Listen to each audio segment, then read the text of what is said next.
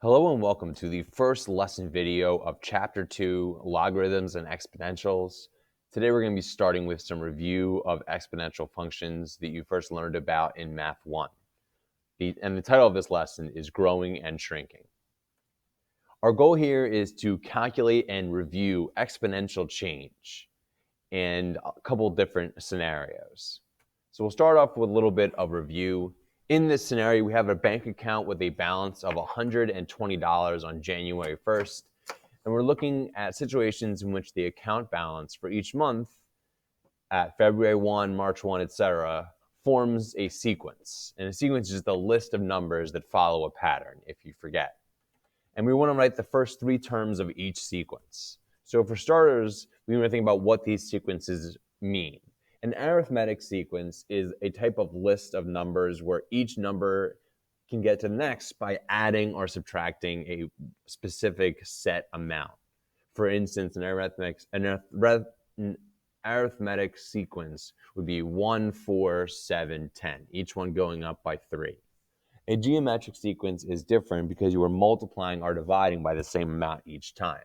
For instance, we could do 1, 3, 9 would be multiplying by 3 each time, or we could do 20, 10, 5, which is dividing by 2 each time. So the first one, let's take a second to try each of these for 5 minutes, and we'll go over it in a second. So now that you've tried it, we want to do number 1 first. So if I'm doing number 1, an arithmetic sequence would be easy enough to find. So let's say, for instance, if we have this $120 and we're just adding $20 each month. So in January, we have 120.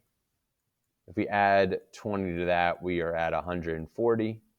If we add 20 more dollars to that, we have $160.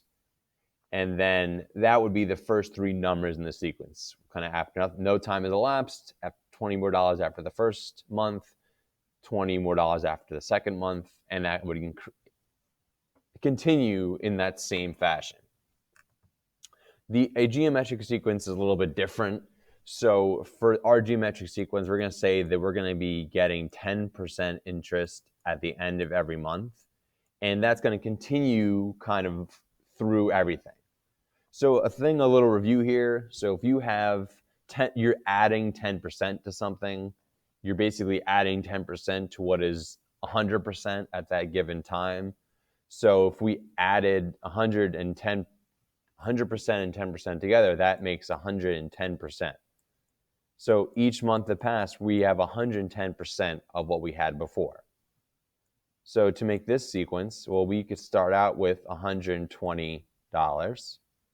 Well, then we would need to find 110%, or 1.10 as a decimal, of 120. And we would find that 110% of 120, if you multiply them together, would be $132. So that's the second number of our sequence. And then 110% of $132 would be kind of getting that percentage of a bigger amount. So 110% of $132 would be $145.20. And you can see that our difference is basically we multiply by 1.10, multiply by 1.0, and then that's different from an arithmetic sequence where we added 20 each time. And you can see that the linear pattern is going up quicker at first, and then we have kind of a slower pattern here second. But if we did this one more time, if I did $145.20 times 110%, we are at $159.72. So after those couple days, it's going slower. But then if I advance that further and further, you would see that your geometric sequence would be growing a lot more rapidly than the arithmetic one. So let's move on to our real lesson here. So I'm going to play this video here, and I want you to think about what you notice and wonder about this video as you're watching it. And I'm going to click on that, and we'll watch it together real quick. So you can see in this video, we have someone editing a photo of a person. Obviously, it's a cartoon person. And they are adjusting the size of said image like you might do with any computer image you might see online or offline. And you can adjust the width and height of each part, and that would kind of result in a certain size of the picture. As you can see, we made it smaller there. And then if you adjust the size again, instead of having 100 for both, we are kind of adjusting it to be different sizes. So now we're 80% of what we started with originally. And now we have an even smaller picture from there. And that kind of scales it up and down, as you might do the same thing if you were to put a picture into a Word document. You would kind of scale or dilate that picture depending on what you want. And you just have to remember that you are using dilation, that you have the width and height are kind of being changed by the same amount. So now let's kind of analyze what's going on here. So in this first or the second part of this lesson, we are looking to make a passport photo, but it has to fit within certain guidelines for the US rules that they uphold. So we're looking for the measurement from the distance for someone's chin to the top of their head needs to be between 25 millimeters and 35 millimeters in a specific range. Right now it's 150. And so we're trying to see how we can scale down by 80% a certain amount of time using a similar computer idea that we saw in the video just now. So if we wanted to do this, well, we can use on a calculator, because we're trying to reduce it by scale by 80% the following times. In order to start answering number one, we need to think about what it means to be scaled by 80%. So when you are scaling something to 80%, you're taking away 20% of its size. You're not taking away 80% of its size. So if I were to do this algebraically, what that process would be is that for part 1A here, we would basically take our original size of 150 millimeters, and I'm going to be multiplying it by 80%, or 0.8. So I could do that one time, for instance, and I would get that distance, kind of the height of their head, would be 120 millimeters. And then I could do that a second time, which would look something like multiplying by 0.8 twice. So I could write it like something like this, and which is the same thing as writing it as 150 times 0.8 to the second power. And that's kind of we're seeing where exponents come into play. And 150 times 0.8 squared ends up being 96.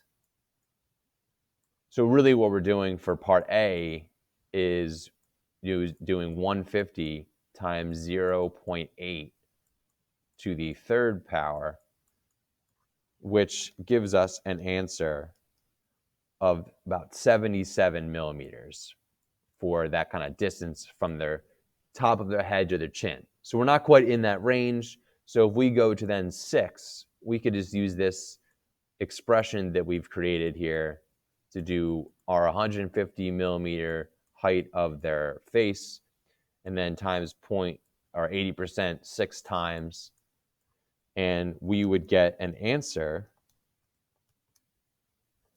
of about 39 millimeters.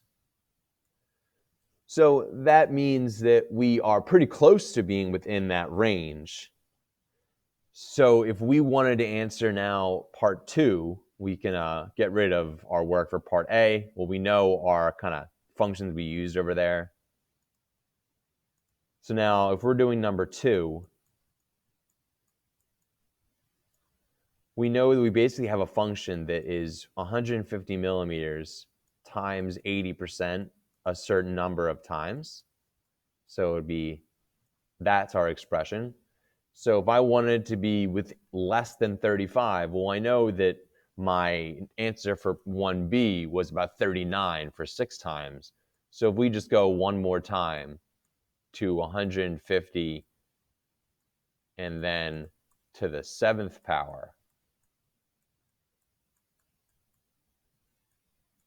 that would mean that we would have 150 times 0.8 to the 7th power, getting us about 31.5 millimeters, which is within the range that we were looking for. So we know that 7 scalings of this picture would get us within that kind of top range. So we don't want to scale it too much. So we would figure out how many times it would take us to get to below 25 millimeters. So we would have to kind of do some guess and checks. So if we did it for 8 and just did one more time, we would be at 25.2, which is just above. So that means you have to go one more time to use 9.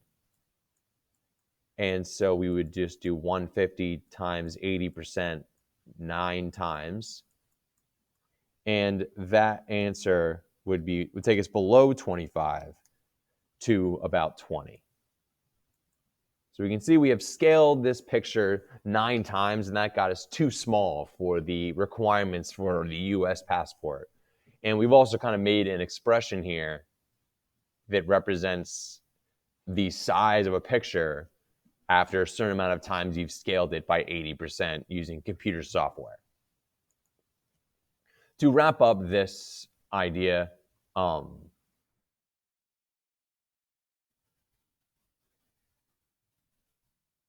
we look at a graph of this idea. So if we kind of go to our Desmos graph here, I've made our function that we just created is in this row here in red, and we can see that our size of our picture, as we go certain times that we're scaling by 80%, we can see that it's shrinking more and more and starting to kind of slow down as it gets further along. And then we have a table of values here that would reflect the multiplication that we were just doing. Okay, so now moving on to part 3 of our video here. We have a pond in a park that has a fast growing of kind of an invasive species of algae that was accidentally introduced. And the algae population doubles each day if not controlled. And eventually, if it's doubling every day, it would get to a point where it is basically just covering everything, which is not what you want, obviously. So what we can think about is how we would figure out some of the answers to these questions. So for number 1, on which day is the pond halfway covered? So this is a little hard to approach if you're not sure where to go. So if you think about where you're starting, it doesn't say how much of the park is being covered when you are just looking at the first day. But we do know on May 24th, this day right here, we know that it is completely covered. So it is basically 100%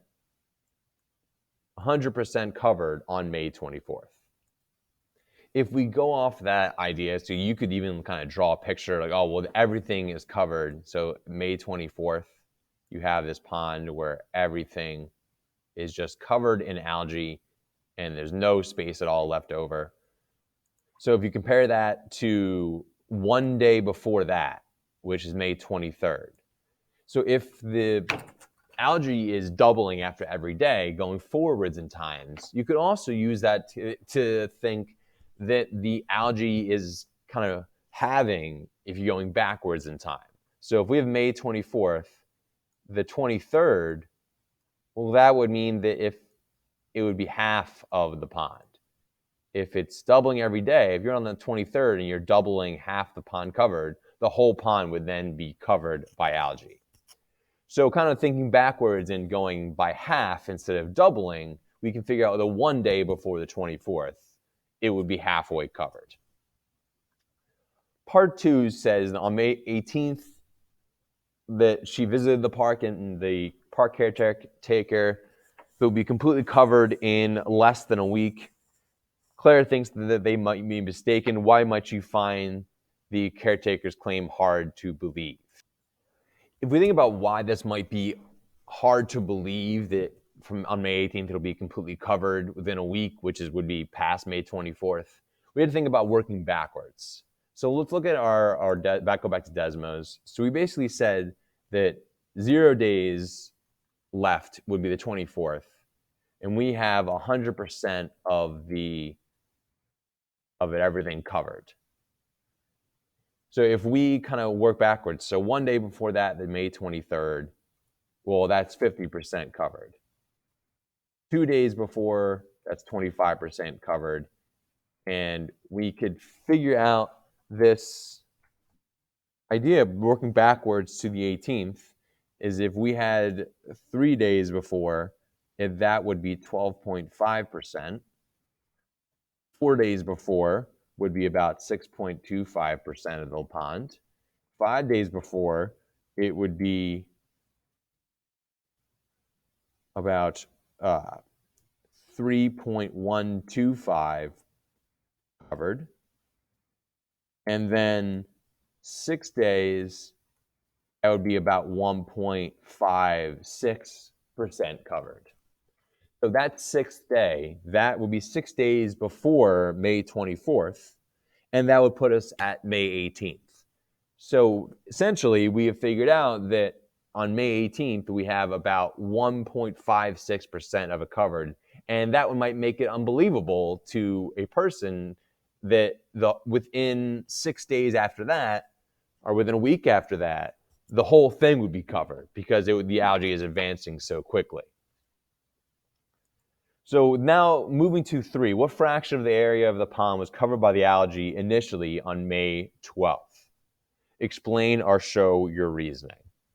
So how we want to approach this is, instead of doing percentages, we can keep this as its kind of own thing, but we basically make it have easier fractions. So we would have 1 over 1, and then we divide that by 2, and we keep dividing by 2, moving backwards in time. We would eventually get to the day we're looking for. And we have the 7th day, this is May 17th, 7 days before May 24th, and we're at 1 over 128. And then 8 days, and we can kind of keep doing this pattern until we get to the day we want.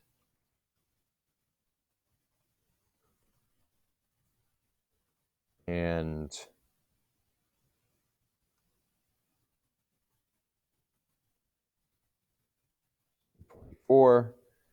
then the 11th day before would put us on May 13th. That's 1 over 2,040. 1 over 2048. And then last, we have 1 over 4,096. So if we are looking at 1 over, so remember that 12 days before May 24th would put us at May 12th, which was the first day that we were talking about. And now if we divided that, 1 over 4,096, we get 0.0002. If we multiply that by 100, that means that we have 2.0244% as our amount that is being covered by this algae. So if you take that same number right there and you are kind of doubling it throughout, we can make a exponential function that would make sense for this situation.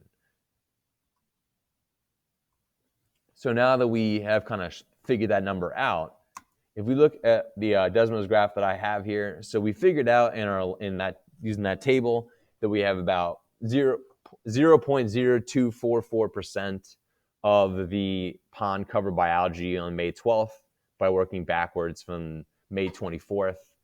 And then it is doubling each day. So if we think of this as a percentage of the amount, we can then look at kind of going through and doubling each day. And you can see that on the 11th day, we would be about 50% covered. And then on the 12th day, we are basically 100% covered. And that would be the exponential function and exponential growth of this algae if it is starting out at only covering a very minuscule amount of the pond. So let's get rid of our data here. So now, almost finished with this first lesson. If we compare the growing and shrinking happening in these two scenarios, so they are both similar because they're both creating geometric sequences in that the passport photo, we are multiplying by 80% each time, finding 80% of what we start out with and multiplying by 80%. And the growing algae is doubling every day, so we're multiplying by 2 every day, and then we also have a geometric sequence. They are different because we have a shrinking passport photo with it has exponential decay, and the algae is exponential growth. And so just kind of as a general idea that when your quantities are changing these regular intervals, you could have a bacteria that start at 10,000, and if it's going to double each day, after only 3 days, it'd be at 80,000. And you can see that I have set up an exponential function, 10,000 times 2 to the n. You're multiplying by 2 each time, and you can see that our table grows by multiplying by 2 a certain number of times, and that leads you to 10,000 times 2 to the n as your exponential function. And very last thing here, I want you guys take a second to read through this idea and think about your answers to 1 and 2. So take a few seconds to read through these. Now, how I would approach these, we'd think about it in terms of exponentials. So if we have a sheet of paper that's 450 square inches, and that is basically a 990 or 9 by 50 piece of paper. So a pretty big rectangular sheet of paper.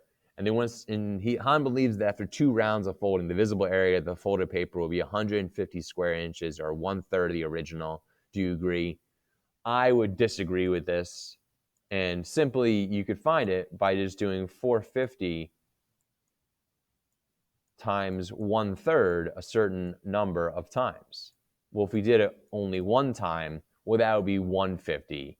But they're saying 2 rounds. So instead, we have to make this a 2. So you would do 450 times 1/3 to the power of 2, or 150 times 1/3 twice in a row. And that means that the answer for 1 would actually be 50 square inches of visible area. And then we could expand that to being for 4 rounds instead. So we would just do 450 times 1/3 to the power of 4. And we would figure out that 450 times 1/3 to the power of 4 would be about 5.6 square inches of room. And that kind of is just a quick cool down exercise for some stuff we've seen today. So as we conclude this lesson, we were hoping to understand how calculated values are changing exponentially, and we've seen some grow and decay exponentially by multiplying by a certain value a specific number of times. Thank you for watching this video on growing and shrinking exponential values.